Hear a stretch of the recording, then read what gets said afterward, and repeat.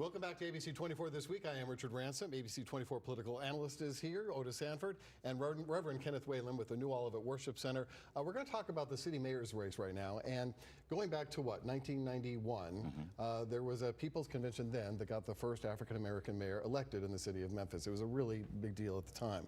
I know we're going to talk about this more in a moment, Reverend. But right now, when you look at the situation, we've got 6 declared candidates. Around 8. Well, depending on who you count. Right. See, there you go. There's a couple I don't want to count, but okay. Right. But nonetheless, they're all African American, and there's a concern by people who are wanting to have another people's convention. They tried this 4 years ago or 8 years ago when Mayor Strickland was elected, that you have so many candidates of color, you know, a white Republican can come on board, and even though it's a nonpartisan race, and win the mayor's office. So I want to turn it over to you now and get your take on this idea of a people's convention and what impact you think it might have. Go ahead, Reverend Whalum. Keeping it real with the right rev is what they call it. Nothing more or less than my candid and unvarnished reflections on current events. Today, I offer my thoughts on the latest proposed iteration of the so-called People's Convention, whose sponsors organized it with the hopes of duplicating the results of the 1991 African American People's Convention, which was instrumental in Dr. Willie Harrington's becoming our first black mayor. Organizers want to ensure that there aren't multiple black candidates running against one white candidate. I say no to another People's Convention. The black voters this event is intended to influence don't need this kind of crutch.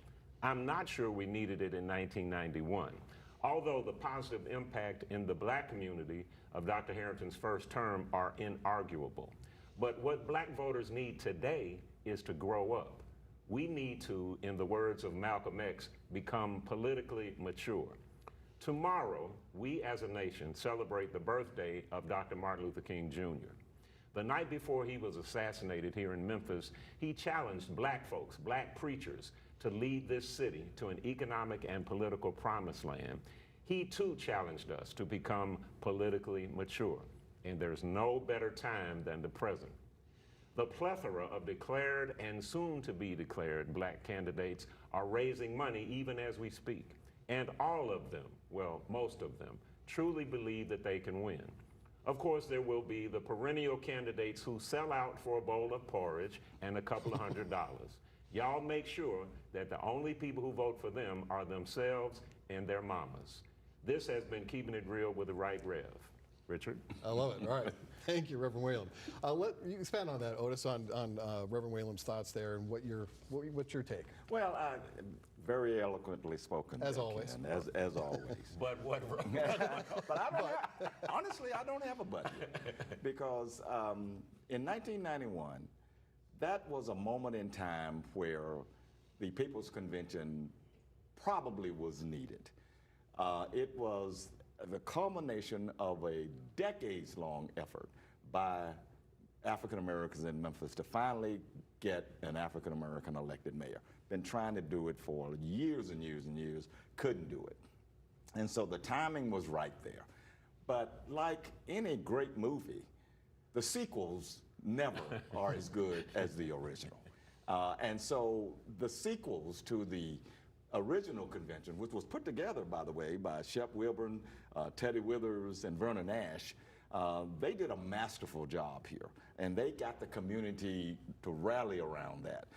I just don't see that happening with all good intentions of whoever is doing it, whether it's Dr. Earl Fisher, I think, Fisher is leading and the others. charge, yeah. With all due respect to them, I just don't see, to Ken's point, I don't think it's necessary today. But there is a question, though, about, well, how are you going to weed it down if we have 6, 8, 9 candidates? How are you going to weed it down? Well, that was my question to you, Reverend Whalum, is they are trying to accomplish what you say, the political maturity that you say needs to take place. Well, one of the greatest lessons that I've learned is when you're afraid of something, let it happen. And whatever happens is supposed to happen, and it lets you know where you are in the process. If we are not politically mature enough to elect the right candidates, then no matter how many people's conventions you have, even if you elect somebody that comes out of that convention, it doesn't really reflect the will of the people. It reflects the will of that small group of people who organize the event.